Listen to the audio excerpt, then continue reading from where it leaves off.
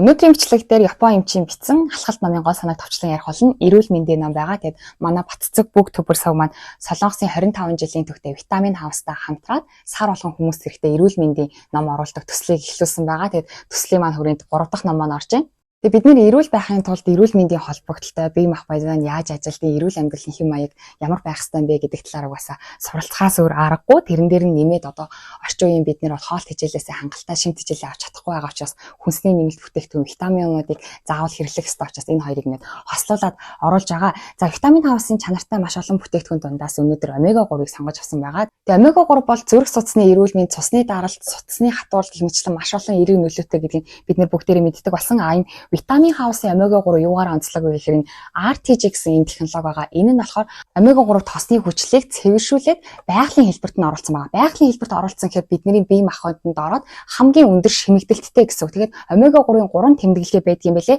Тэр дундаас энэ RTG гэсэн тэмдэглэгээтэйг нь авах юм бол таны биед шимэгдэлт маш өндөр гэсэн үг. Өдөрт нэг ширхгийг өглөө үеийн хэлгийн дээр уухад болно. Тэгээд 2 сарын хэрэглээ нь 90,000 төгрөгээр зарагдаж байгаа. Та Витамин хаус дээр бүгд тиг 10 гэсэн хямдрлын кодыг хэлээд 10% хямдралтай аваарай. За ингээд номынхон гол агуулга руу шууд оръё. Алхах төдийд өвчний 90% идгэрнэ гэсэн байлээ. Яагаад алхах төдийд өвчний 90% идгэрнэ гэж байгаа вэ гэхээр одоо орчин үеийн хүмүүсийн бараг л одоо 10-20 жилийн өмнө бол урд хожид огт байгаагүй цоошин өвчний нэр томьёо шинж тэмдгүүд одоо орчин үед гараад байгаа юм л да. Тэгэд эдгээр өвчнүүдийн бараг 90% нь ерөөсөө хүний амьдралын хэв маягаас үүдэлтэй гэж ütсэн байлээ. Бидний одоо орчин үеийн амьдралын хэв маяг бол ихэнх нь бүгдээрээ дандаа сууж ажилдаг болчихсон, хөдөлгөөний дутагдaltaй, буруу хооллолттой, одоо хүнсний бүтээгдэхүүнээсээ ч гэсэн хангалттай шинж тэмдэглэлээ авч чадхаа болчихсон ийм нийгэмд амьдарч байгаа шүү дээ. Тэгээд энэ амьдралын буруу хэв маягаас үүдэлтэй өвчнийг ерөөсөө эмээр эмчлэх боломжгүй.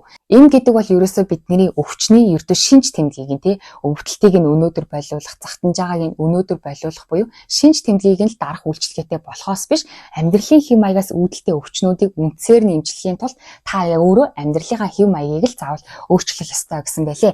Жишээ нь орчин үеийн бидний стресстэй бухимдалтай нийгэмд бол сэтгэл готролтой болон хоёр тул сэтгцэн эмгэгтэй хүний тоо маш их нэмэгдэж байгаа юм байна. Тэгээд энэ одоо сэтгэл готрох өвчний шалтгаан нь болохоор тархинд серотонин ба норадреналин даавар хангалтгүй байгаатай холбоотой байдаг гинэ. Серотонин гэдэг даавар бол аз жаргалын даавар шүү дээ, тий. Харин норадреналин гэдэг даавар бол эрч хүч чадал, анхаарал төвлөрлийн даавар байгаа. Тэгээд одоо сэтгэл готролтой хүний тархинд бол энэ хоёр даавар дутагдчихсан байт юм байна. Тэгэхээр нөгөө сэтгэл готролтой хүний шинж тэмдэг буюу аз жаргалгүй, эрч хүчгүй тийм төлөвт орд юм байна л да. Тэгээд эдгээр хүмүүст бол хоёр төрлийн эмийг түгээмэл бичиж өгдөг юм байна. Нэг нь болохоор сонгомл серотонин нөхөн сэргээх дарангуулагч үйлчилгээтэй юм. Нөгөөх нь болохоор серотонин ба норадреналин дааврыг нөхөн сэргээх дарангуулагч үйлчилгээтэй. Нөхөн сэргээх дарангуулагч гэхээр нөгөө балансыг барих ёстой учраас хит нөгөө их ялгаруулад иж болохгүй балансыг барих ёстой учраас нөхөн сэргээх дарангуулагч үйлчилгээтэй ийм хоёр эмийг бичиж өгдөг юм байна. Серотонин болон норадреналин хоёрыг дааврыг нь ялгаруулдаг ийм эмийг бичиж өгдөг. Тэгтэл номын зохиолч эмч маань өөрөө энэ хоёр дааврыг байгалийнхын аргаар хамгийн их ялгаруулдаг зүйл бол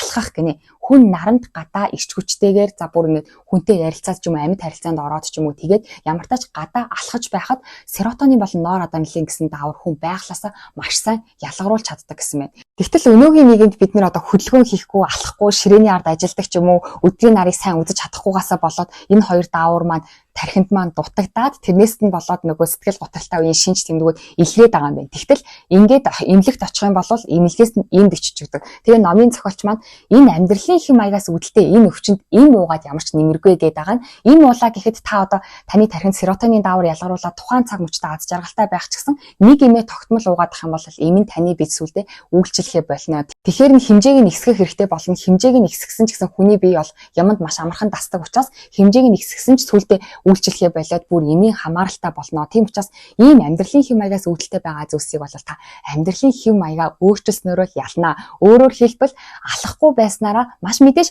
одоо бүх сэтгэл готрол болол ингээд хөдөлгөөний дутагдлаас болж гинэ гэж хэлж болохгүй ч гэсэн номын зохиолч маань бол бараг 90% таагаар хөдөлгөөний дутагдал бидний сэтгэл зүйд маш их нөлөөлж байгаа. Тэгээд үүнээс гарахын тулд ийм уух биш та гадаа гараад эрч хүчтэйгээр алхах хэрэгтэй шүү гэж бичсэн байлээ. Гэхдээ мэдээж одоо яг сэтгэл готролд орсон эрч хүчгүй юм хим хиймээргүй байгаа үед бол гадаа гараад алхна гэдэг бол хэцүү шүү дээ. Тийм учраас номын зохиолч маань бол одоо зайлшгүй та бүр ингээд ямар ч хөдөлгөөн хийх ирч хүчгүй сэтгэлээр унжсан байгаа бол сэтгэл готрлын ийм ууж болно. Гэхдээ тэр имийг хизээ зогсоох вэ гэхээр та гадаа гараад нэг 5-10 минут ганцаараа алхах ирч хүчтэй болонгуудаа имээ зогсоогоороо. Үүнээс хойш бол илүү хөдөлгөөн дээр анхаарах хэрэгтэй шүү. Им гэдэг бол зөвхөн төр хугацаанд таныг эмчилгээгээ эхлэхэд ч л нэг дөхөн болж тусалж байгаа хэрэг болохоос ш урт хугацаанд огт ууж болохгүй гэсэн байлээ. За орчин үеийн хүмүүсийн хоёр дахь том асуудал бол нойр штэ тий. Хүмүүсийн унтах цаг бүр аажмаар багасчил байгаа. Өглөө эрт сэрэхэд ирч хүчтэй сэрдэг биш ядарсан сэрж байгаа. Залуу хүмүүсийн бол нойрныхан цаг нь солигдсон гэх мэтчлэнгээ нойрны асуудлууд маш их байгаа. Тийм байтал нойр гэдэг чинь бол бидний эрүүл мэндийн бүр суурь штэ тий. Хэрвээ нойр дотор яхан бол шөнө унтж байхдаа бидний бие махбод өөрөө өөрийгөө нөхөн сэргээж идэг учраас нойр л дотор яхан бол дархлаа муудаж өвчин өртөмтгий болно. Тийм учраас энэ нойрны асуудлаа шийдвэрлэх хэрэгтэй. Нойрны асуудлаа шийдвэрлэхэд бол номын зохиолч маань алхалт болон өглөөний нарнаар энэ нойрны асуудлыг шийдвэрлэх боломжтой юм гинэ. За нойр гэдэг бид нэр одоо хизээ нойр хүрэх вэ, хизээ өглөө сэрэх вэ гэдгийг бол бидний биеийн дотор байдаг биологийн цаг удирдах байдаг. Энэ биологийн цагийг бол нарны гэрэл удирдах байдаг. Тийм учраас номын зохиолч маань та нойрныхаа асуудлыг шийдэхийг хүсчихвэл өглөө босонгуудаа 5 минут нарны гэрлийг аваарай. Наранд биеэ ээснээр хүний биеийн цаг шинээр явж эхэлдэг. Тэгэхээр нойр солигдсон гэж ярьдаг хүмүүс ч гэсэн өглөөрт босоод нарны гэрэлд биеэ ээх юм бол таны биологийн цаг дахиад шинээр тохируулагддаг юм байна. За ингэж утсан байна. Өглөөний наранд биеэ ээснээр шөнийн цагт хүний биед мелатонин гэх даавар ялгардаг. Нойрны даавар ялгардаг. За энэ нойрны даавар нь болохоор мелатонин өглөөний наранд биеэ ээснээс 14-өөс 16 цагийн дараа ялгарч эхэлдэг. Өглөөний наранд биеэ ээх юм бол ер нь серотонин гэдэг аз жаргалын эрч хүчтэй гормон ялгардаг юм байлээ. Тэр гормон нь болохоор 14-өөс 16 цагийн дараа орой болохоро мелатонин буюу нойрны гормон болоод хувирчдаг. Тэгэхээр өглөө нар үзэхгүй байх юм бол серотонин буюу нойрны гормоныхон түүхийдийг бас ялгаруулж чадахгүй мэн. Тэгээд өглөө наранд гарснаас 14-өөс 16 цагийн дараа таны нойр хүрч эхэлнэ. Тэгэхээр бид нэг үд дунд ч юм уу оройтойд босоод эхлэх юм бол тэгж боссон цагаас маань 14-өөс 16 цагийн дараа нөгөө мелатонин гэдэг гормон маань ялгарах учраас та хэрвээ ингээд нойрчин солигдсон шүн нойр хүрч чадхаа болчихсон бол зориудаар өглөө эрт босоод нарны гэрлийг аваад биологийнхаа цагийг дахиж тохируулах хэрэгтэй юм. За мөн дээрэс нь одоо орчин үеийн хүмүүс шүн ингээд хангалттай гой бүх унтаж чадахгүй байгаагийн шалтгаан бол номын зохиолч маань ерөөсөө хөдөлгөөний дутагдал. Дээр үеийн хүмүүс биднээс хамаагүй нойрны чанар илүү өндөр байсан. Тэрний шалтгаан бол тэр хүмүүс өдөр маш сайн хангалттай хөдөлгөөн хийдэг байсан учраас орой ол ингээд ядраад унтдаг байсан. Орчин үеийн хүмүүс бол ерөөсөө ядрахаа болчихсон, бие нь хөшөөд байгаа ч гэсэн, ядаргаа мэдрээд байгаа ч гэсэн бие маань бол яг гой ингэж хөдлөж ядрахаа болчихсон учраас хөдөлгөөний дутагдлаас болоод нойр хүрэхгүй байгаамаа. Тийм учраас нойрны асуудлаа шийдийг бол өглөөний нарыг үзэх хэрэгтэй. Бас өдөрт хангалттай хэмжээгээр алхаад хөдөлгөөн хийх юм бол аажимдаа таны нойрны чанар сайжраад нойрны чинь цаг зөв цагтаа нойрч өрөө зөв цагтаа босдог болно гэж утсан байна. За 3 дугаар тал орчин үеийн амьдралын хэв маягаас болоод хорт хавдар гэдэг өвчин бол бас маш их дэлгэрч байгаа юм байна. Ингэж бичсэн байна. Эрүүл хүний биед ч өдөр бүр 5000 гаруй жижигхэн хорт хавдрын эсүүд бүрлдэж бий болоод устж байдаг. Эрүүл биетэй хүний биед ч гэсэн бүр 5000 гаруй өдөр бүр л 5000 гаруй хорт хавдрын эсүүд бий болоод устж игээд юм байна. Гэхдээ бидний дархлаа сайн байх юм бол бидний биеийн дотор чинь бас нөгөө нэг байгалийн алуурч эс гэ байдаг шүү дээ. Тэр байгалийн алуурч эс нь өөрөө энэ хорт хавдрын эсүүдийг олоод устгаж идэг. За мөн дээрэс нь гадны нэм бактериуд бидний биед орж ирэхэд энэ байгалийн алуурчин эс дархлааны систем маань өөрөө очоод устгаж идэг байгаа. Тэгтэл бид нэр одоо хөдөлгөөн сайн хийхгүйгээс болоод дархлаа муудаад эхлэх юм бол бидний бие дотор нөгөө нэг хорт хавдрын эс үүсэж байгаа учраас байгалийн алуурч эс маань тэрийг очоод алж чадхаа болно гэсэн үг шүү дээ. Тэгээд ингэж утсан байна.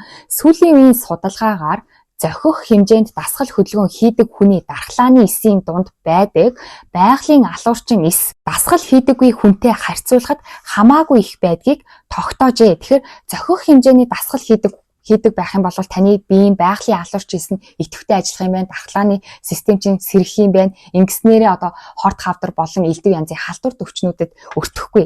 Одоо жижиг ханиад хүрсэн гэсэн тэр жижиг одоо ханиад нисийг бол таны дархлааны систем өөрөө амархан ялчих юм байна шүү дээ. Тийм учраас дархлааныхаа системийг л дэмжих нь хамгаас чухал юм байна. Гэхдээ дархлааны систем дэмждэг нь болохоор одоо зохих хэмжээний дасгал хөдөлгөөн гинэ. Тэгэхээр зохих хэмжээний гэдгийг бас номон дээр маань онцолж өгсөн байлээ. Яагаад гэвэл хит хүнд дасгал хийгээд те хүнд дасгал хийнэ гэдэг чинь өөрөө амар ингээл дургуй зүйлийг хийж байгаа шүү дээ. Дургуй зүйлийг хийхэд бидний эдис өгчж идэг. Тийм учраас та өөртөө хит их ачаалал өгүүлгүйгээр зохих хэмжээний дасгал буюу одоо гүүх, хөнгөн гүүх ч юм уу те ялангуяа одоо нуруу зэх гоё алхах юм бол таны дархлаа сэргэнэ гэсэн байлээ. Ингэж утсан байна л да. Хэцүү дасгал хөдөлгөөн хүний биеийн эс болон генийг эсэлдүүлж гэмтэх чадвартай чөлөөт радикалыг ихсэгдэгэ. Харин байгалийн алуурчин эсийг нэмэгдүүлэхийн тулд дасгалаа хөгжилтэй байдлаар хийх нь чухлаа. Үүний адилаар зүгээр нэг алхах бус хөгжилтэй бөгөөд зугаатай байдлаар алхах нь бидний биед тустай ажээ. За энэ мэтчлэн одоо цусны даралт болон чихрийн шижин гэх мэтчлэнгээр амьдралын хэм маягаас үүдэлтэй за одоо ой тогтолт муудах ч юм уу тий Альцгеймерийн өвчин гэх мэтчлэнгээр энэ олон өвчнүүдээс бид нэр урьдчилан сэргийлэхийн тулд за бүр тусцсан байсан ч гэсэн эдгээхийн тулд биднэрт бол алхалт гэдэг зүйл маш чухал шүү гэж номын эхний хэсэгт бичсэн байлээ. Тэгээ номын хойд хэсэгт болохоор зөв алхах талаар бичсэн байлээ. Бид нэр үр дүнтэйгээр зөв алхах ёстой юм байна л да. За зөв алхахлан дээр бол мэдээж нуруу цэх байх ёстой. Нуруу цэх байхдаа ингээд та дээрээсээ нэг утас ингээд таныг татчих ингээд төсөөл гинэ. Дээрээс чи ингээд утас татчихвэл толгой чи ингээд зэх хүзүүчин урт ингээд сунцсан байрлалтай байна шүү дээ. Тийм учраас алхаж байхдаа дээрээсээ ингээд нэг утас ингээд таныг татцсан байна гэж төсөөлөд алхаараа. Тэгээд эхний ээлжинд ингээд төсөөлөд алхаад байх юм бол сүүлдээ тэр чинь зуршил болоод тогтох юм байна. Тийм учраас ингэж нуруу цэх алхах хэрэгтэй байна. За тэгээд гараа болохоор бид нэр ингээд цүн хүүр ер нь бол номын зохиолч маань цүн хүүрээд ч юм уу гараа кермандаа игээд алхах бол дэмий гэж хэлээ. Яагаад гэхээр ингээд гараа урагшлуулад алхацгаар бид нэр алхаж байгаа тохиолдолд гар маань ингээд урагшаага болцсон цүнхээ ингээд үүрцэн ч юм уу ийм тохиолдолд болохоор алхахад зөвхөн хөл ажиллаж идэв юм байна. Харин нуруугаа ингээд дээрээсээ ингээд утас татцсан байна гэж төсөөлөөд тэгээд цээж тэнгэр байх ёстой. Тэгээд гараа нөгөө ингээд хүнжин савчиж алхах тийм шүү дээ. Гэтэ савчиж алхахдаа гараа бол урагшаага илүү гарахгүй мэн. Жохоо л урагшаага ийм байлгана. Гидснээсээ бол илүү битгий гаргаараа гэсэн мэлээ. Тэгээд тохоогоо харин хоошлуулна. Ингэж аргачлуулна. Савж алхахдаа. Ингээд хоошоогоо тохоогоо аргачлуулахаар бидний булчин, нурууны булчин ажиллаж идэв юм. Далны булчин ажиллаж идэг. Тийм учраас та гараа хоошоогоо ингээд тохоогоо хоошлуулах чинь ингээд далны чи яасан гэж ойртож мэдрэгдэх ёстой.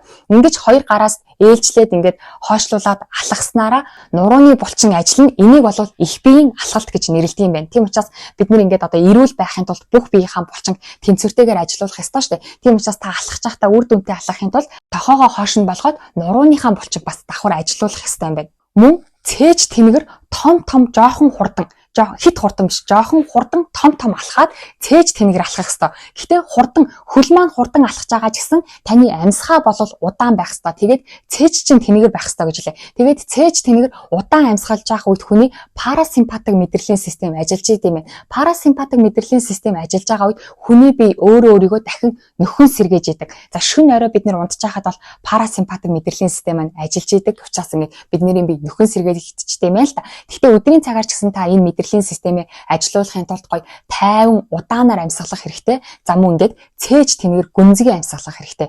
Тэхийн бол таны бие алхаж байхдаа бас өөрийгөө нөхөн сэргээх юм байна. Тэгэхдээ хөл нь бол хурдан алхах хэрэгтэй. За мөн хоёр таягтай алхалт бас аюул сайн гэж хэлээ. Хоёр таягаар ингээд тулаад алхаж байгаа тохиолдолд хүний биеийн дээд булчин ажиллаж идэг учраас бас давхар ингээд бүх бие ажилуулах боломжтой гэсэн мэлээ. Тэгээ хоёр таяггүй үедээ бол түрүүний хэлсэнчлэн тохоогоо хойшин болгоод нурууныхаа булчин ажилуулах хэрэгтэй. Тэгээ эдгээр зүйлсүүдийг ингээд баримтлаад алхаж байх үед бас цусны эргэлт сайжирч идэг юм байна. Ингэж бичсэн байна. Цус нь зүрхнээс хамгийн хол орших хөлийн үзүүр хүрээд буцаж зүрхэнд ирэхэд хүндийн хүчнээс эсрэг чиглэл өгсөх шаардлагатай болдог. Энэ үед булчингууд цусны эргэлтийг буцаан түлхэж тусалцаа үзүүлдэг байна. Мин ялангуяа хоёр дахь тарих гэгддэг шилбэний булчин агшиж шахах түлхэх үүрэг гүйцэтгэх нь цусны эргэлтийг сайжруулдаг. Алхахад шилбэний булчин ашигладаг бөгөөд уг булчин хөлөөс зүрх хүртэлх цусны эргэлтийг сайжруулахад тусалдаг ажээ. Тэгэхээр цусны эргэлтийг сайжруулахад тусалж байна л гэдэг чинь бидний бүхий л бие махбодод чухал нөлөө үзүүлж байна гэсэн үг шүү дээ. Тэгээ цусны эргэлт чинь бидний биед хэрэгтэй шин тэжээл болон хүчил төрөгчийг эдис болгонд маань дамжуулж байгаа. Эдисэнд маань тэр цусны эргэлт хангалттай хүрэхгүй бол тэр эд эрэхтэн ингээд өгчөж эхэлж байгаа шүү дээ. Тийм учраас алхаснаар бол цусны эргэлт сайжирдаг учраас та бол одоо орчин үеийн хүмүүсийн тусаад байгаа өвчний 90%-ийг нь та алхаснараа өөрөө эдгэх боломжтой, урьдчилан сэргийлэх боломжтой шүү. Энийг хэрэгжүүлэхэд маш амархан бөгөөд ямар ч төлбөргүй бас эмчийн шаардлагагүй гэж номын зохиолч маань бичсэн байлээ. За тэгээд өнөөдрийн бичлэг дээр ярьснаас өөр олон бас одоо алхаснараа та ямар олон өвчнүүдээс урьдчилан сэргийлэх боломжтой юм. За алхахдаа бас юуг нь илүү анхаарах ёстой юм, яаж алхах ёстой юм бэ гэсэн гэдгийг бол маш дэлгэрэнгүй энэ ном дээр бичсэн байлаа. Тэгээд дараагийн бичлэг дээр болохоор нөгөө бизнес цэгийн инх батхгүй нэг бичлэгэн дээр ярьжсэн шинээр бизнес эрхлэж байгаа хүмүүсийн заавал унших ёстой ном гээд төгс бүх компани бүтээх гээд ном байдаг юм байлээ. Тэр номыг уншиж эхэлсэн. Тэгэхээр дараагийн бичлэгээрээ тэр номоороо уулзъя. Тэгээд хувийн хөгжлийн ном болон энэ эрүүл мэндийн ном, тийм бизнесийн номуудыг уран зохиолын номыг ч гэсэн ингээд гоё баланстайгаар оруулах болно. Тэгээ дараагийн бичлэг дээр бол бизнестэй холбоотой төгс компани бүтээх гэсэн номыг оруулах болно. Дараагийн бичлэгээр уулзъя баяр та.